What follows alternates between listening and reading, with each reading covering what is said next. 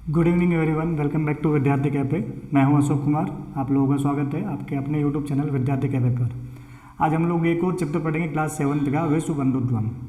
विश्व बंधुत्व का मतलब होता है कि भाईचारा के दो, है ना, विश्व में भाईचारे की भावना एक तरह से। ठीक है, तो क्या है इस पार्ट में, चलो देखते हैं। ठीक है, वीडियो में आगे बढ़ने से पहले यदि आप मेरे चैनल पर नए हैं तो चैनल को सब्सक्राइब कर लीजिएगा, वीडियो को ज़्यादा से ज़्यादा बच्चों के साथ शेयर करिएगा, लाइक करिएगा और अच्छा लगे तो कमेंट भी करिएगा। ठीक है, चलते हैं आगे। विश्व बंधुत्वम देखते हैं इसका अनुवाद क्या है, इसका मीनिंग क्या है। ओके, लिखा हुआ है उत्सवे व्यसने दुर्भिक्षे राष्ट्र विप्लवे दैनन्दिन व्यवहारे च यः सहायतां करोति सः बन्धु भवति। यदि विश्वे सर्वत्र एतादृशी भाव भवेत् तदा विश्व बंधुत्वम संभवति। क्या लिखा हुआ है, देखो यहाँ देखो, एक चीज़ समझ लो कि इसमें ज़्यादातर सप्तमी विभक्ति का प्रयोग हो रखा है और षष्ठी विभक्ति का भी। ठीक है, अब ऐसा क्यों बता रहा हूँ, ताकि अनुवाद हम लोगों को समझने में आसानी हो जाए। अब जिसमें सप्तमी विभक्ति होगी उसका अनुवाद करेंगे तो मैं पे पर लगाएंगे, आप शब्द को देखेंगे तो अपने आप समझ में आ जाएगा कि मैं लगाना है कि पर लगाना है। और जहाँ शब्द में षष्ठी विभक्ति रहेगी वहाँ पे का के की चिन्ह लगा के अनुवाद करना है। ठीक है, ओके। सप्तमी विभक्ति होगी तो रामे रामयो रामेशु होता है ना, यानी कि एक वचन में लास्ट वाले शब्द के ऊपर एक ही मात्रा लगी रहेगी। और द्विवचन, और आप लोगों को पता है षष्ठी सप्तमी का द्विवचन में यो होता है और पीछे विसर्ग होता है ना। और षष्ठी का जो बहुवचन होता है उसमें नाम या अणाम होता है। ठीक है, ये मैं पहले जानकारी इसलिए दे रहा हूँ ताकि हम लोग अनुवाद फटाफट समझ पाए। ऐसे कैसे, सॉरी, ये सप्तमी के अंदर तो एक ही मात्रा होगी और द्विवचन में यो रहेगा, षष्ठी सप्तमी दोनों में। षष्ठी के बहुवचन में नाम या अणाम होता है, सप्तमी के बहुवचन में सु होता है। ठीक है, चाहे सु ये वाला हो चाहे ये वाला हो। ठीक, तो सप्तमी का चिन्ह आपके सामने है और षष्ठी का भी आपके सामने है। तो उत्सवे व्यसने दुर्भिक्षे राष्ट्र विप्लवे दैनन्दिन व्यवहारे च यह सहायतां करोति सह बन्धु भवति। अब आप लोगों को दिखाई दे रहा है ये उत्सवे है ना, कौन सी विभक्ति हो गई, सप्तमी विभक्ति का एक वचन है। रामे रामे और रामेशु होता है ना, वैसे ही उत्सवे यानी कि उत्सवे में सप्तमी विभक्ति है। अब उत्सव का मतलब आपको पता है, सप्तमी का चिन्ह आपको पता है। ठीक है, और सप्तमी का चिन्ह होता है मैं पे पर, है ना, तो यानी कि उत्सव पर, है ना, उत्सव के अवसर पर, यानी कि उत्सव में उत्सव पर। व्यसने, व्यसन मतलब हो गया समस्या में, है ना, कोई प्रॉब्लम होने पर, है ना। ठीक, तो समस्या में हो गया, उत्सव में हो गया, समस्या में हो गया। दुर्भिक्ष का मतलब होता है अकाल, तो क्या मतलब हो गया, अकाल में, है ना। राष्ट्र विप्लव, राष्ट्र का मतलब हो गया देश और विप्लव मतलब हो गया संकट। ठीक, तो राष्ट्र विप्लव का मतलब समझ गए होंगे कि भाई देश पर संकट में, है ना, जब देश पे कोई विपत्ति आ जाए, देश पे संकट आने पर, है ना। दैनन्दिन व्यवहार है, दैनन्दिन व्यवहार का मतलब होता है कि जो डेली व्यवहार का मतलब प्रतिदिन जो व्यवहार में, है ना। च यह सहायतां करोति, यानी कि अब देखो च का मतलब और होता है और च जिस शब्द के बाद में उससे पहले अनुवाद होता है। ठीक, तो उत्सव में, व्यसन में यानी कि समस्या में, दुर्भिक्ष में यानी कि अकाल में, राष्ट्र विप्लव यानी कि देश पर संकट में, और च है ना, च का पहले करेंगे इससे अनुवाद, और प्रतिदिन व्यवहार में। दैनन्दिन व्यवहार मतलब क्या हो गया, डेली लाइफ के अंदर जो प्रतिदिन व्यवहार होता है उसमें। यह सहायतां करोति, जो सहायता करता है, सह बन्धु भवति, सह बन्धु भवति। बंधु का मतलब क्या हो गया, मित्र, मित्र के दो, दोस्त के दो, है ना। तो सह बंधु भवति, जो व्यक्ति उत्सव में, व्यसन यानी कि समस्या में, ठीक है, दुर्भिक्ष यानी अकाल में, राष्ट्र विप्लव यानी कि देश पर संकट आने पर, और दैनन्दिन व्यवहार यानी कि प्रतिदिन व्यवहार में सहायता करता है, वह बंधु है ना। यानी कि सुख दुख में साथ देने वाला। भू धातु का मतलब होता है ना भवती, भू धातु से बना हुआ है, तो भू धातु का मतलब होता है होना, अर्थ में होता है भू धातु का प्रयोग। तो भवती यानी होता है, लट लकार प्रेजेंट टेंस। यदि, यदि का मतलब होता है यदि, है ना, अगर। विश्व, देखो फिर से कौन सी विभक्ति है, सप्तमी है, और सप्तमी का चिन्ह क्या होता है, मैं पे पर। तो विश्व का मतलब क्या हो गया, विश्व में, विश्व का मतलब क्या हो गया, विश्व में या संसार में। यदि विश्व सर्वत्र, सर्वत्र का मतलब समझ गए होंगे, सभी जगह। एतादृश भाव भवेद, ऐसी भावना हो जाए, ऐसा भाव हो, है ना, ऐसी भावना हो जाए, सब में कहने का मतलब ऐसा भाव हो। तदा, तदा का मतलब हो गया तब। विश्व बंधुत्वम स्थापनीयम, सॉरी, तदा विश्व बंधुत्वम संभवति, यानी कि तब विश्व बंधुत्व यानी कि भाईचारा, संभवती यानी कि संभव है ना, संभव होता है अगर है ना सब में ऐसी भावना हो, यानी कि एक दूसरे की सहायता की भावना, कि उत्सव में, समस्या में, अकाल में, देश पे संकट आने पर और प्रतिदिन के व्यवहार में एक दूसरे की सहायता करते हो, तो अगर विश्व में ऐसी भावना हो तो ही विश्व बंधुत्वम संभव है। ठीक, क्लियर हो गया होगा। मैं इंक क्लियर करता हूँ, फिर आगे बढ़ते हैं हम लोग। ओके, देखो ये इसका अर्थ जो है आप लोगों के सामने है। ठीक है, चलते हैं आगे। ओके, परंतु है ना, परंतु का मतलब तो समझते हो वही, लेकिन किंतु परंतु वाला। अधुना, अधुना का मतलब होता है अब कह दो, चाहे इन दिनों कह दो, यानी कि अब। निखिले संसारे, इस शब्द को मैं गोला कर रहा हूँ, इसको भी समझना। विभक्ति तो आप लोग पहचान गए होंगे, है ना, रामे रामे और रमेशों की तरह। मैंने क्या बोला, षष्ठी और सप्तमी का प्रयोग इसमें जो है पाठ में बहुत हो रखा है। तो षष्ठी तो आप पहचान ही रहे होगे, श आता है तो षष्ठी है, और या आ जाता है स्त्रीलिंग के अंदर विसर्ग वाला तो भी षष्ठी है। ठीक है, तो ये निखिले संसारे, राम शब्द पुल्लिंग होता है तो पुल्लिंग के अनुसार सप्तमी विभक्ति है ना। सप्तमी का चिन्ह आप लोगों को पता है। अब इसका अनुवाद करने से पहले समझ गए होंगे, निखिल वर्ड का मतलब होता है पूरा, सारा या संपूर्ण। संसार का मतलब हो गया संसार। ठीक, तो निखिले संसारे का मतलब हो गया सारे संसार में, संपूर्ण संसार में, संपूर्ण विश्व में। ठीक, कलहस्य, कलह का मतलब होता है झगड़ा। कलह का मतलब क्या होता है, झगड़ा, है ना, एक तरह से। कलह मतलब क्लेश करना, झगड़ा करना एक तरह से। ठीक, कलहस्य मतलब षष्ठी विभक्ति होगी। कलह का अशांते, ये भी षष्ठी विभक्ति है ना, पीछे विसर्ग भी है। अशांतेश्च, है ना, और अशांति का, च का मतलब और होता है, इससे बाद में करेंगे। और अशांति का, षष्ठी का चिन्ह होता है काके की। और अशांति का वातावरणम अस्ति, वातावरण है। मानवाह परस्परम न विश्वसंति, तो समझ गए होंगे इजीली है। परस्पर का मतलब होता है आपस में, तो मानवाह परस्परम न विश्वसंति, मानव जो है आपस में विश्वास नहीं करते हैं। ते परस्य कष्टम स्वकीय कष्टम न गणयन्ति, ते यानी वे, पर मतलब होता है दूसरा, है ना, पर का मतलब होता है दूसरा। ध्यान देना, ये शब्द आप लोगों के पूछते हैं। और परस्य में षष्ठी विभक्ति है, मतलब दूसरे का, है ना। ते परस्य कष्टम यानी कि वे दूसरे का कष्ट, स्वकीय कष्टम, स्वकीय मतलब होता है स्वकीयम यानी कि स्वयं का, खुद का, है ना, स्वयं का या खुद का। तो स्वकीय जो है परस्य का विलोम है ना। एक शब्द और होता है आत्मानम, आत्मानम का मतलब भी खुद का होता है ना, ध्यान रखना। ये अगर पूछ लेगा ये परस्य का या परकीयम का विलोम क्या होता है, तो आत्मनम होता है, स्वकीयम भी होता है, दोनों चीज़ें होती है, ध्यान रखना ये। ठीक है, आप लोगों ने सुना आत्मवर्ड खुद के लिए प्रयोग होता है, आत्मकथा मतलब खुद के बारे में लिखी हुई कहानी कहने का मतलब, तो आपको पता चल जाएगा। परस्य का मतलब होता है पराया, परस्य के दो, परकीय के दो, ये इनका मतलब होता है दूसरे का, पराये का मतलब थर्ड पार्टी का, दूसरे का कहने का मतलब सेकंड पर्सन का, जो भी आपका है। और आत्मानम का मतलब होता है स्वयं का, खुद का। स्वकीयम का मतलब तो इसमें स्व दिखेगा तो अपने आप ही समझ में आएगा कि वे खुद की बात कर रहा है। ठीक है, तो ते परस्य कष्टम स्वकीय कष्टम न गणयते, वे दूसरे का कष्ट, स्वयं का कष्ट यानी खुद का कष्ट नहीं मानते, अपना दुख नहीं मानते। स्वकीय मतलब खुद का, अपना, है ना, अपना दुख नहीं गिनते हैं।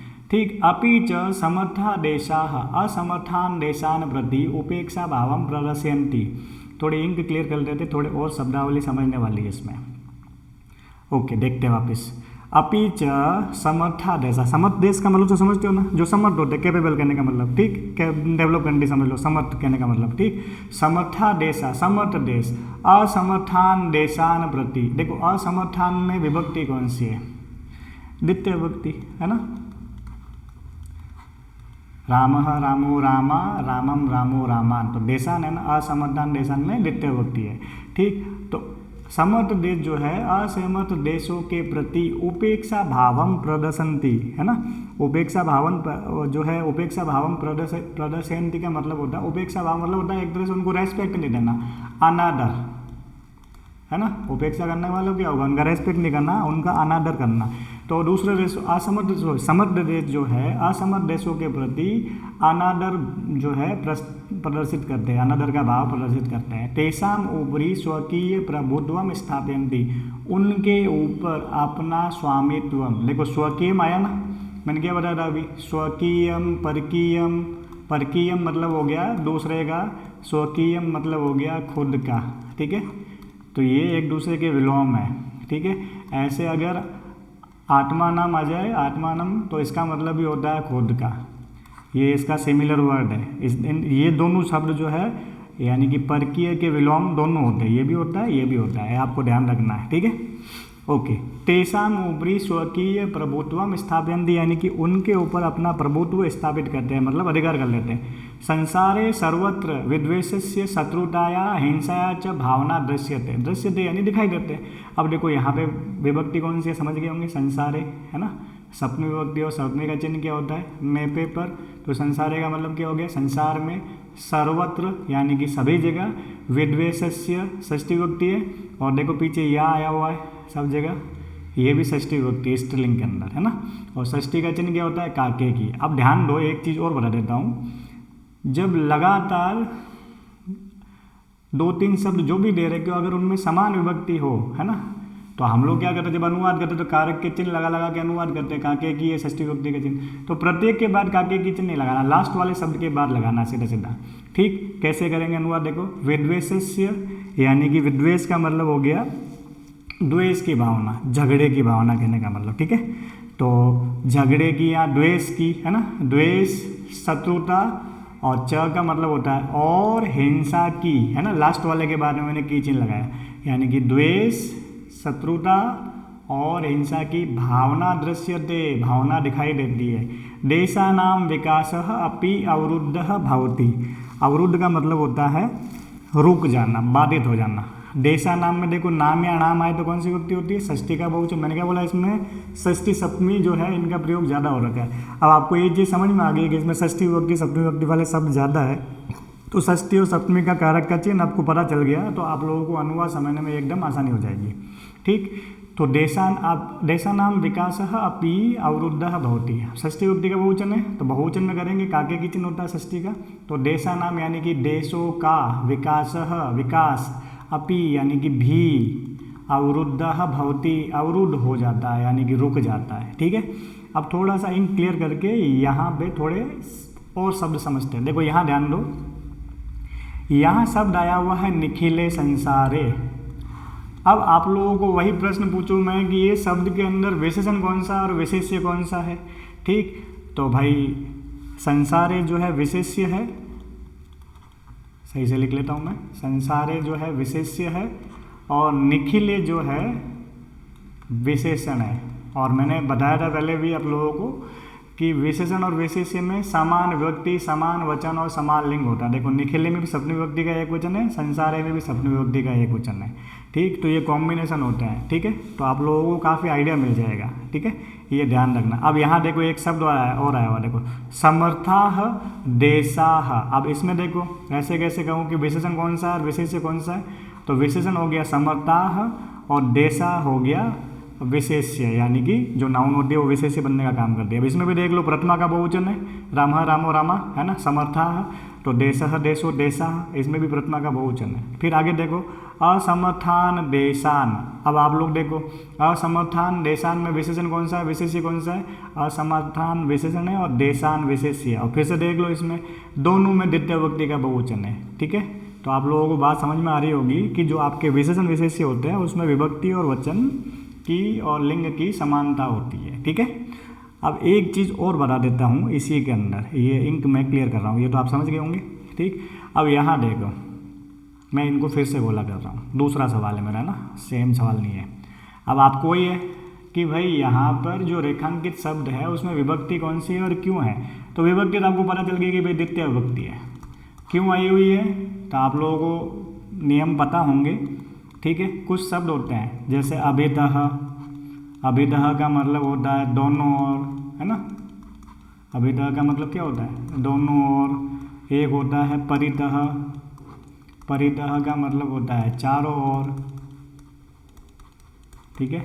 एक होता है समया, समया का मतलब होता है समीप। एक होता है निक्षा, निक्षा का मतलब होता है निकट, है ना। एक होता है प्रति, प्रति का मतलब होता है की ओर, ठीक है, प्रति का मतलब की ओर। एक होता है धिक, धिक का मतलब होता है धिक्कार। अब देखो ये जितने भी शब्द बताए हैं मैंने, इन सभी शब्दों के योग में द्वितीय विभक्ति का प्रयोग होता है। ठीक है, तो यहाँ देखो प्रति आया हुआ है ना, इसलिए असमाधान देशान में द्वितीय विभक्ति का प्रयोग हुआ है। ठीक है, और मैंने देखो आपको पहले बताया था कि ऊपरी के योग में षष्ठी विभक्ति का प्रयोग होता है ना, ये देखो षष्ठी का बहुवचन होता है तेषाम। ठीक है, तो ये छोटी छोटी चीज़ें हैं, इनको नोट किया करो। और इस पार्ट में इनसे संबंधित एक सवाल भी आएगा। ठीक है, उसकी बात करेंगे जब चैप्टर खत्म हो जाएगा। चलते हैं आगे। ठीक, तो ये इस गद्यांश का अनुवाद है, थोड़ा इंक क्लियर कर लेता हूँ, आप लोग देख लीजिएगा आराम से। ठीक है, ओके, चलते हैं आगे। देखो आगे क्या कह रहा है, इयम महती आवश्यकता, इयम महती आवश्यकता वर्तते, यानी कि यह बहुत आवश्यक है ना, यानी कि इस चीज़ की बड़ी आवश्यकता है, कहने का मतलब ये बड़ी आवश्यकता है ना। इयम यानी यह, एक मिनट रुको, सॉरी इंक ले लेते हैं। यह बड़ी आवश्यकता है, होती है या है, वर्तते यानी है, यत यानी कि एकः देशः अपरेण देशेन सह निर्मलेन हृदयेन बंधुताया व्यवहारम कुर्यात्। कुर्यात् में जो है विधिलिंग है, यानी कि करना चाहिए अर्थ में, चाहिए अर्थ में होता है। ठीक है, करे, है ना, ऐसा भावना। तो इयम महती आवश्यकता वर्तते, यह बड़ी आवश्यकता है, यत यानी कि एकः देश, ये तो समझ गए होंगे, एक देश, अपरेण देशेन सह, अपर का मतलब होता है दूसरा, है ना, अपरेण देशेन सह, दूसरे देश से, या सॉरी दूसरे देश के साथ, स है ना, स का मतलब होता है के साथ, तो एक देश दूसरे देश के साथ, निर्मलेन हृदयन, निर्मल हृदय से, है ना, निर्मलेन हृदयन दोनों साथ में, विशेषण विशेष्य है, तो जो विशेष्य है उसके बाद चिन्ह लगता है, निर्मल हृदय से, बंधुताया, देखो या आया पीछे षष्ठी विभक्ति होगी, काके के चिन्ह, बंधुताया मतलब हो गया बंधुता का, मित्रता का, व्यवहारम व्यवहार, कुर्याद यानी करे। विश्वस्य जनेषु इयम भावना आवश्यकी, विश्व के जनेषु, जन मतलब होता है लोग, जन मतलब क्या होता है लोग, और जनेषु में देखो आप लोग विभक्ति कौन सी है, ये सु जो आता है कौन सी विभक्ति में आता है, सप्तमी विभक्ति में आता है ना, और सप्तमी का चिन्ह क्या होता है, मैं पेपर होता है ना। तो जनेषु मतलब क्या हो गया, बहुवचन है ना, सप्तमी बहुवचन, तो लोग तो एक वचन होता है ना, जनेषु बहुवचन है तो लोगों में, तो विश्वस्य जनेषु, विश्वस्य में षष्ठी विभक्ति, यानी कि संसार के लोगों में या विश्व के लोगों में, इयम भावना आवश्यकी, यह भावना आवश्यक है, ततः विकसित अविकसितयो। अब देखो यहाँ दो शब्द है, विकसित प्लस अविकसित, विकसित प्लस अविकसित, है ना, और यो लगा हुआ है, मतलब षष्ठी का द्विवचन, है ना। षष्ठी का द्विवचन क्यों लगाया, क्यों भाई एक तो विकसित हो गया और एक अविकसित हो गया, तो दो हो गए ना, द्विवचन हो गया। और षष्ठी विभक्ति का द्विवचन है, षष्ठी का चिन्ह होता है काके की, तो विकसित और अविकसित, विकसित देशों के, है ना, देशयो यानी कि देशों के, इसमें भी षष्ठी है, मध्य बीच में स्वस्थता स्पर्धा भविष्यति, स्वस्थ स्पर्धा होगी, यानी कि स्वस्थ जो है प्रतियोगिता होगी, मतलब उनका भी डेवलपमेंट होगा, कहने का स्वस्थ स्पर्धा होगी उनमें। सर्वे देशाः, सभी देश, ज्ञान विज्ञानयो, देखो इसमें भी दो शब्द है ना, ज्ञान और विज्ञान, और द्विवचन लगा हुआ है। सर्वे देशा यानी कि सभी देश, ज्ञान विज्ञान के क्षेत्र में मैत्री भावनाया सहयोगेन च, मैत्री भावना और सहयोग से, दोनों में तृतीया विभक्ति है ना, बिना विसर्ग का या मतलब तृतीया है। ठीक है, रामायण की तरह है सहयोगेन, है ना। तो सभी देश ज्ञान विज्ञान के क्षेत्र में मैत्री और सहयोग की भावना से, है ना, मैत्री भावना और सहयोग से समृद्धिम प्राप्तुम समर्था भविष्यन्ति, यानी कि समृद्धि जो है प्राप्त करने में सफल होंगे, है ना, समृद्धि के जो है समृद्धि को करने में समर्थ हो जाएंगे, कहने का मतलब। ठीक है, ओके, अब थोड़ा और क्लियर कर देता हूँ, एक दो चीज़ और समझ लेते हैं इसमें। ओके, यहाँ देखो वापस, आप लोगों को अगर पूछे कि अपरेण देशेन में विभक्ति कौन सी है, ठीक, तो भाई तृतीय विभक्ति है। और तृतीय विभक्ति क्यों है, आप लोगों को पहले बता चुका हूँ कि सह, साकम, सार्धम, समम, इनका मतलब होता है के साथ, और इन शब्दों के योग में षष्ठी विभक्ति का प्रयोग होता है, सॉरी तृतीय विभक्ति का प्रयोग होता है। आप लोगों को ध्यान रखना, ये सह, साकम, सार्धम, समम जो शब्द होते हैं, अगर सेंटेंस में कहीं वो शब्द आए हुए हैं तो इन शब्दों के योग में तृतीय विभक्ति का प्रयोग होता है। ठीक है, तो यहाँ सह आया हुआ है ना, और सह का मतलब क्या होता है, साथ में होता है, के साथ, है ना। तो सह साकम साधम समम, इन सभी शब्दों के योग में तृतीय विभक्ति का प्रयोग होता है। ठीक है, तो सह आया हुआ है ना, इसलिए अपरेंट डेसिन में तृतीय विभक्ति, ये सारों में तृतीय विभक्ति लगी हुई है। ठीक, अब आपको एक सवाल और बनता है यहाँ पे, वो क्या है, अगर मैं पूछूं कि अपरेण देसेन जो शब्द लिखा हुआ है उसमें विशेषण कौन सा और विशेष्य कौन सा है, तो अपरेण जो है विशेषण है और देसेन विशेष्य है। फिर से देख लो, दोनों में समान विभक्ति है। ठीक है, थोड़ा विभक्तियों का आइडिया होगा तो इजी रहेगा। कुछ की थोड़ी अलग दिखती है, बाकी जनरली एक जैसे दिखती है। अब जैसे महती आवश्यकता, ठीक है, इसमें महती विशेषण है और आवश्यकता विशेष्य है। ठीक है, ओके, चले आगे। फिर देखो यहाँ सर्वे देशा है, तो सर्वे विशेषण है और देशा विशेष्य है। ठीक है, ध्यान रखना है, छोटी छोटी चीज़ें हैं। आगे चलते हैं, ये इस गद्यांश का अनुवाद है। ठीक है, आप लोग आराम से देखिएगा। ओके, आगे देख लो, अगला गद्यांश क्या है, सूर्यस्य चंद्रस्य च। अब देखो, दो शब्दों में समान विभक्ति है, षष्ठी विभक्ति, और उसके बाद च आया हुआ है। ठीक है, तो सूर्यस्य चंद्रस्य समान विभक्ति, तो दूसरे वाले शब्द के बाद चिन्ह लगा के अनुवाद करेंगे। तो सूर्य से चंद्रस्य का मतलब क्या हो गया, सूर्य और चंद्रमा का, है ना, काके की होता है षष्ठी का चिन्ह, तो सूर्य और चंद्रमा का। प्रकाशः मतलब समझते हो ना, प्रकाश, है ना। सर्वत्र यानी सभी जगह, समान रूपेण, समान रूपेण में देखो तृतीय विभक्ति है और तृतीय का चिन्ह होता है से, तो समान रूप से। प्रसरति, प्रसरति का मतलब होता है फैलता है। प्रकृति ही अपि, प्रकृति भी, सर्वेषु सभी में, समत्वेन व्यवहरति समान रूप से व्यवहार करती है, यानी कि प्रकृति किसी से भेदभाव नहीं करती है, सभी के साथ समान रूप से व्यवहार करती है। तस्मात् अस्माभिः सर्वै परस्परम वैर भावम अपहाय, इसलिए हम सभी को भी परस्परम वैर भावम अपहाय, वैर भावम अपहाय यानी कि वैर भाव त्याग कर, छोड़ कर, है ना, वैर भाव त्याग कर या छोड़कर, विश्व बंधुत्वम स्थापनीयम, भाईचारे की भावना स्थापित करनी चाहिए, कहने का मतलब। ठीक है, अब देखो यहाँ अपहाय शब्द आया हुआ है, इसमें प्रत्यय कौन सा है, पीछे यह आया हुआ है, लेप प्रत्यय है। ठीक है, और इसका प्रयोग कर या कर के अर्थ में होता है, इसलिए मैंने कहा ना, इसका मतलब हो गया छोड़कर। अच्छा, इसका विलोम क्या, इसका सिमिलर वर्ड भी होता है त्यक्त्वा, यहाँ त्यक्त्वा होता है ना, उसका मतलब भी त्याग कर या छोड़कर ही होता है। ठीक है, चलते हैं आगे। ये इसका अनुवाद था, इंक क्लियर कर लेते हैं। ठीक है, चलते हैं आगे। अब ये लास्ट भाग है इसका, देख लेते हैं इसमें क्या, फिर प्रश्नोत्तर की बात करेंगे।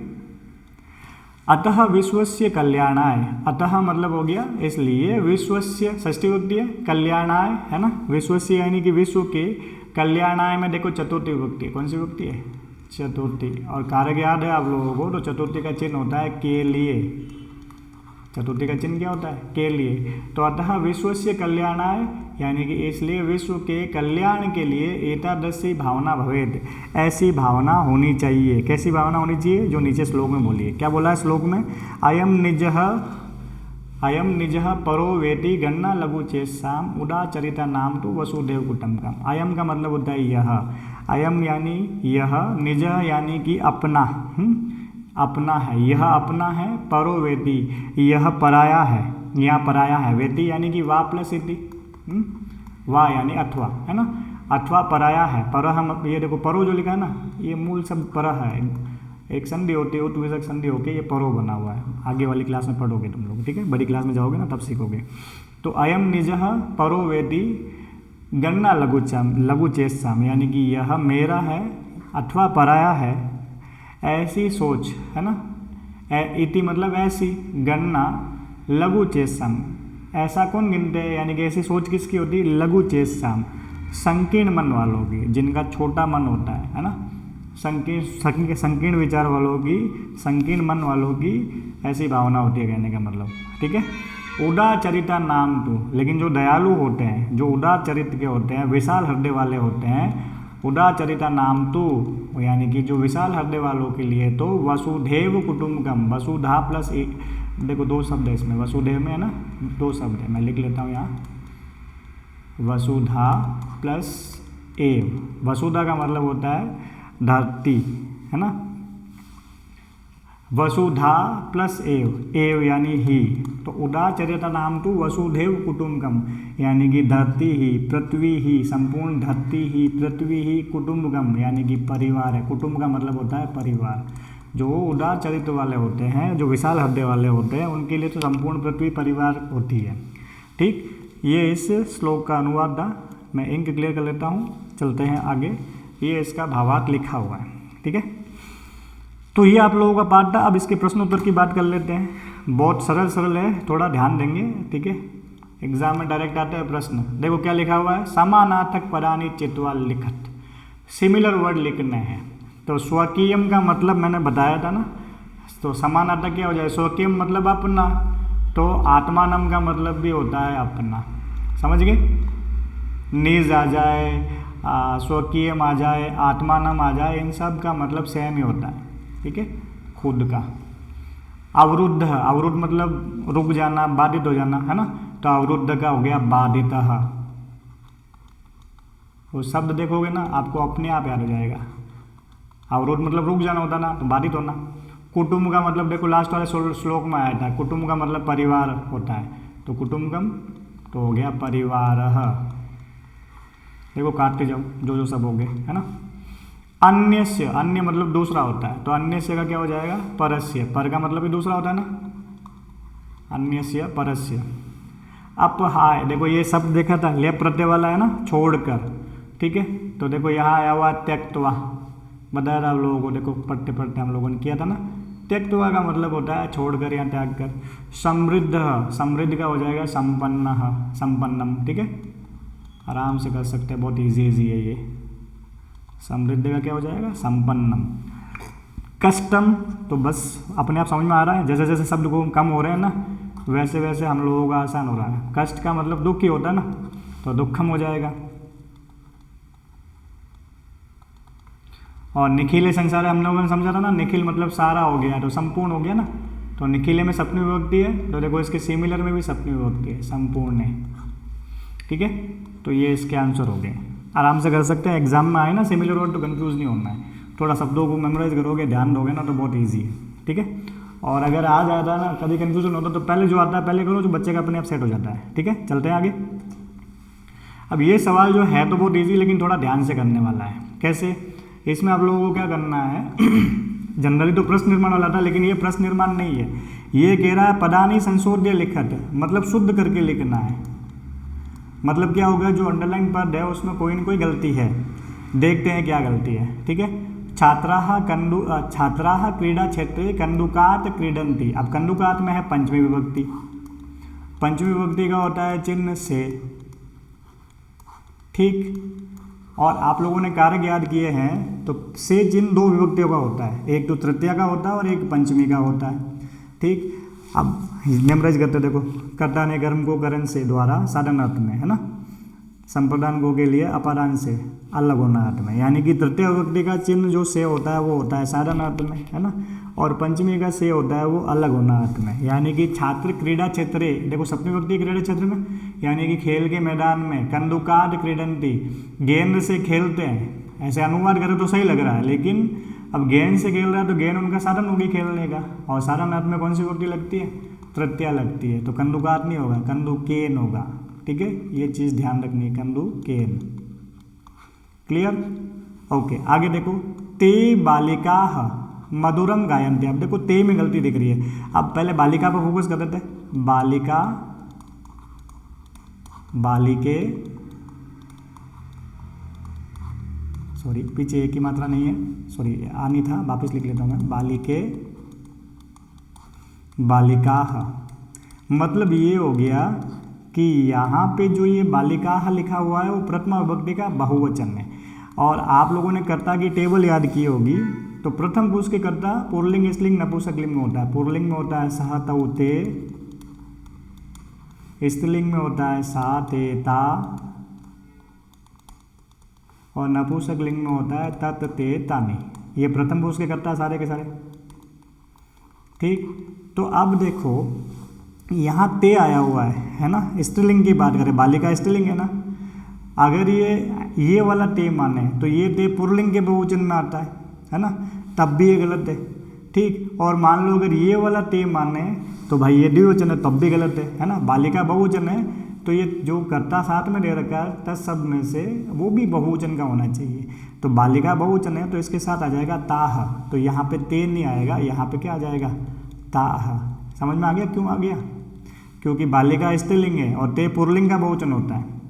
अगर स्त्रीलिंग में गए तो द्विवचन में होता है और हमको तो चाहिए बहुवचन, तो ते नहीं आएगा ताह आएगा, सा ते ताह। ठीक, आगे देखो अहम पुस्तकालयेन पुस्तकानि आनयामि, आनयामि यानी लाता हूँ। अब देखो पुस्तकालयन में तृतीय विभक्ति और तृतीय का चिन्ह होता है से, जिसकी बात हम लोग अभी कर चुके थे।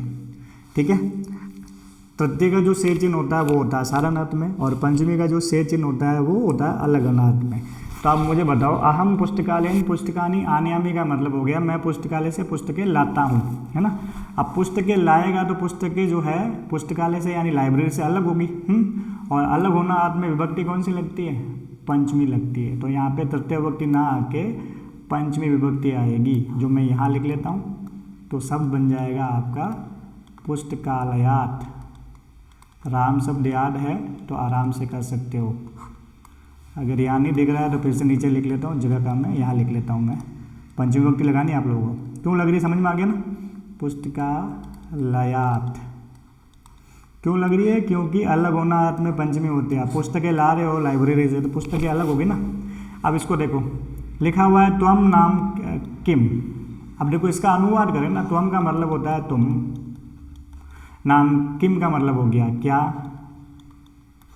और नाम का मतलब नाम। तुम नाम क्या होता है या तुम्हारा नाम क्या होता है? तो अनुवाद तुम्हारा नाम क्या होता है ना। तो त्वम जो है इसका षष्ठी विभक्ति होता है तव।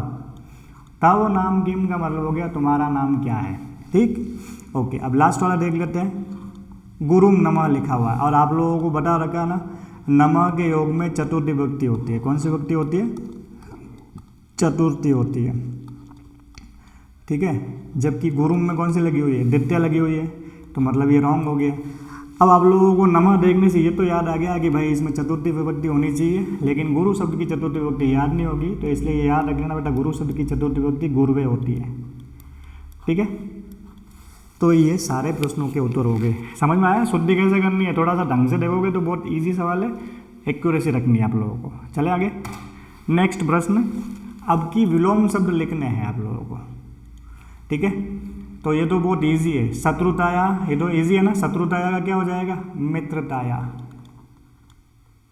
शत्रुता तो मित्रता। अब षष्ठी विभक्ति थी तो इसमें भी षष्ठी है, मित्रतायाः। ठीक है, पूरा, पूरा मतलब पहले, अधुना मतलब अब, है ना। पूरा का अधुना हो जाएगा। मानवा तो मानव का दानव, है ना, तो दानवाः। ओके, उदाचरिता नाम लघु चेतसाम। उदाचरिता नाम का क्या हो गया? लघु चेतसाम। सुखिनः, ये तो इजी है, दुखिनः।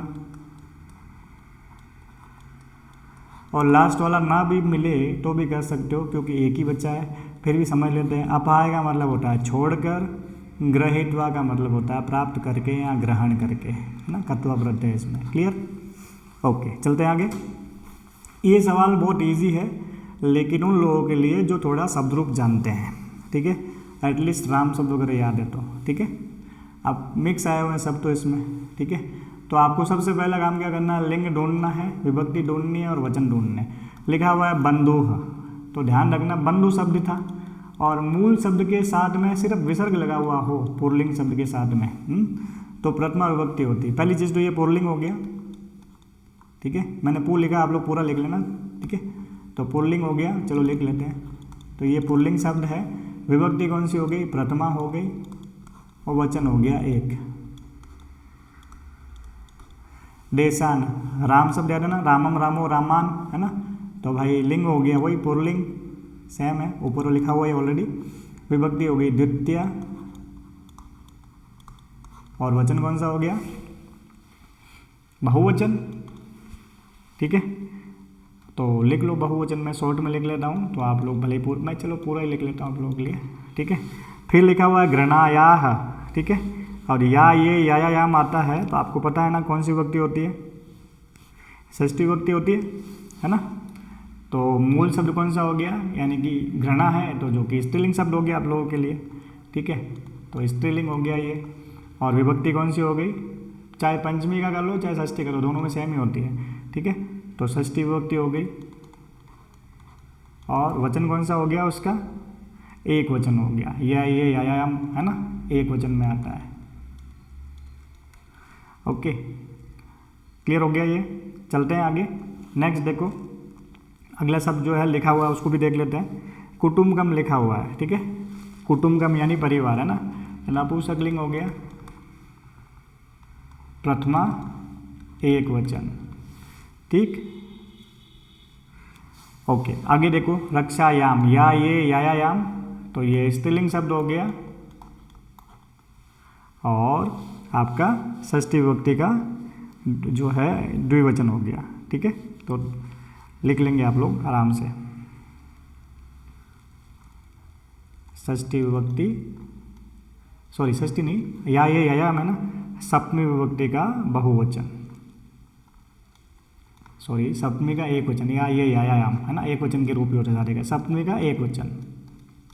ओके, लास्ट वाला भी देख लेते हैं। ज्ञान विज्ञानियों, ज्ञान विज्ञान नपुंसकलिंग है। और आप लोगों को जब अनुवाद किया था हमने देख लिया ज्ञान और विज्ञान दो शब्द है तो मतलब द्विवचन हो गया। विभक्ति कौन सी होगी, षष्ठी, षष्ठी का द्विवचन। ओके, अब आगे चलते हैं। अब देखो आगे वाला आप लोगों को अगर मेरी बातों को गौर किया पढ़ते वक्त कभी भी, तो ये सारी चीज़ें आप लोगों को की हुई है। अब एग्जाम में देखो आपको पेपर बनाने वाले दो तरीके से दे सकते हैं। हो सकता है आपको एग्जाम्पल देके नीचे वाला करने के लिए दे, और हो सकता है केवल एक आध एग्जाम्पल दे के करने के लिए गए, हो सकता है डायरेक्ट करने के लिए गए। आप लोग डायरेक्ट वाले ही मान लिए कि एग्जाम में सीधा आ रहा आप लोगों के। तो आप लोगों ने देखो अभितः परितः समयानिक्षा वाले नियम पढ़े थे ना। अभितः का मतलब होता है दोनों ओर, तो उभयता का मतलब भी दोनों ओर होता है, ठीक है। और दोनों ओर मीनिंग है इसका, तो दोनों ओर के लिए विभक्ति कौन सी आती है, द्वितीय विभक्ति आती है। एग्जाम्पल दे रखा है कि भाई विद्यालय था, क्योंकि उभयता आया हुआ है इसलिए विद्यालयम लिखा है, द्वितीय विभक्ति की है इसमें।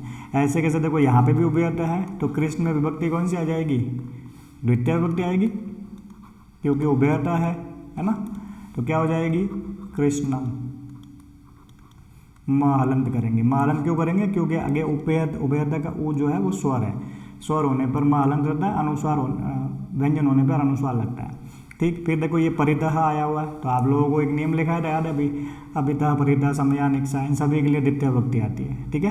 तो परितः आया हुआ था इसलिए ग्राम में द्वितीय विभक्ति लगी, ग्रामम। तो यहाँ पे भी परितः आया हुआ है तो मंदिर में कौन सी विभक्ति आएगी, द्वितीय, ठीक है। क्यों आएगी पता चल गया ना, परितः आया हुआ है, क्या हो जाएगा, मंदिरम। मंदिरम में अनुस्वार करेंगे क्योंकि परितः का प व्यंजन है। फिर देखो सूर्याय नमः, नमः के लिए विभक्ति कौन सी आती है, चतुर्थी आती है चतुर्थी आती है। तो यहाँ पे भी नमः है तो गुरु शब्द की चतुर्थी विभक्ति लगानी है। तो अभी बताया था आप लोगों को कुछ देर पहले, गुरु की गुरुवे होती है, शुद्धिकरण वाले में किया था ना हमने, गुरुवे। ऊपरी के योग में विभक्ति कौन सी आती है, षष्ठी आती है। तो वृक्ष में षष्ठी विभक्ति की तो वृक्षस्य हो गया, बताया था ना। ऊपरी का मतलब होता है ऊपर और अधः का मतलब होता है नीचे। तो ऊपरी और अधः के योग में षष्ठी विभक्ति का प्रयोग होता है, ठीक है। तो यहाँ ऊपरी आया हुआ है तो अश्व में षष्ठी विभक्ति लगाएंगे। अब आप लोगों को षष्ठी विभक्ति लगाना आ गया होगा, अश्वस्य हो जाएगा, ठीक है।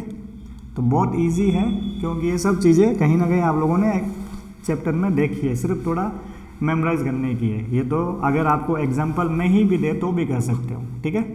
यहाँ तो एग्जाम्पल दिए हुए हैं लेकिन नहीं भी दे तो भी कर सकते हो, आप लोगों को सब मिल जाएंगे कोई ना कोई, ठीक है। अगर कहीं सह होता तो तृतीय विभक्ति लगाते हैं, ठीक है। तो शब्द जो लिखा हुए हैं, जो जिनके मीनिंग भी पता है, जिनमें विभक्ति कौन सी लगा, उनको थोड़ा बहुत पढ़ा करो। चलते हैं आगे, लास्ट वाला सवाल भी कर लेते हैं। ये भी सवाल इसी की तरह है। अब इसमें आपको चॉइस दी है, ठीक। अब आपको हरि शब्द याद नहीं है। यहाँ लिखा हुआ है नमः, नमः के योग में विभक्ति कौन सी लिखती है, ये तो आपको पता है, चतुर्थी विभक्ति। अब समस्या ये आती है कि सर हमने तो हरि शब्द पढ़े ही नहीं कभी। लेकिन देखो आप लोगों ने अगर मेरी बात को गौर किया तो मैंने कई बार बताया कि अगर मूल शब्द के पीछे म हलंत हो या फिर लास्ट वाले वर्ण के ऊपर अनुस्वार हो तो वहाँ द्वितीय विभक्ति होती है, ठीक है। तो अब आप लोग देखिए कि आपको दो ऑप्शन दे रखे, एक तो दे रखा है हरिम और एक दे रखा है हरे। चतुर्थी विभक्ति पता नहीं, लेकिन हरिम को तो पहचान लिया ना कि भाई हरिम में अनुस्वार लगा मतलब द्वितीय विभक्ति है। ठीक है, जब ये द्वितीय है तो ये कौन सी हो गई, अपने आप पता चल गया ना कि ये चतुर्थी हो गई, और हमें चतुर्थी की जरूरत है, इसलिए खाली जगह में चतुर्थी विभक्ति भर लेंगे। क्या हो जाएगा, हर ये। आप देखो फिर से आगे चलो, परितः आया हुआ है, अभितः परितः समया निक्षा है ना, इनके योग में विभक्ति कौन सी लगेगी, षष्ठी लगेगी, सॉरी द्वितीय विभक्ति लगेगी, है ना। आप देखो फिर से पहचान लो द्वितीय विभक्ति कौन सी होगी इन दोनों में से, म अलंत लास्ट में द्वितीय विभक्ति, क्या हो गया, ग्रामम। इजी है, ओके। फिर से नमा आया मतलब चतुर्थी विभक्ति। अब ये है स्त्रीलिंग शब्द, लेकिन इसको भी हिंट दे रखा ना, या ये या याम, तो विसर्ग वाला या षष्ठी में आता है। या ये याम जो फॉर्मूला होता है स्त्रीलिंग के लिए जो हमने पढ़ा है, और आप लोगों में से जो नया बच्चा है वो सोच रहा होगा मैं बार बार ये क्या बोल रहा हूँ, तो भाई मेरा प्रश्न निर्माण वाला वीडियो देख लेना, उसमें आप लोगों को विभक्तियाँ याद करने का तरीका बताया हुआ है। तो ये तृतीया में खाली या होता है पीछे, मूल शब्द के पीछे स्त्रीलिंग में विसर्ग नहीं होता है, चतुर्थी में यही होता है, आई की मात्रा होती है, पंचमी में या होता है, षष्ठी में भी या होता है, सप्तमी में याम होता है। तो ये चतुर्थी चाहिए हमको, क्योंकि नमा के योग में चतुर्थी चाहिए, तो यही आई की मात्रा वाला अम्बा यही। ठीक है, अब देखो ऊपरी आ गया, अभी थोड़ी देर पहले और बात की थी, ऊपरी शब्द के योग में षष्ठी विभक्ति का प्रयोग होता है, तो म अलंत तो आता है द्वितीया में, तो अपने आप पता चल गया ना षष्ठी विभक्ति हो गई, मंचस्य। ठीक, अब उभयता फिर से आ गया, अभिता परिता उभयता, है ना, कौन सी विभक्ति होती है, द्वितीय विभक्ति होती है, और द्वितीय की पहचान किया लास्ट में म अलंत तो हो गया पितरम। अब शब्द रूप नहीं भी याद किए, लेकिन थोड़े थोड़े हिंट से आपको उत्तर आराम से पहचान में आ रहा है। ठीक, तो आज के लिए बस इतना ही। आई होप आप लोगों को समझ में आया होगा। ठीक है, मिलेंगे अगले वीडियो में एक नए चैप्टर के साथ में। Good night.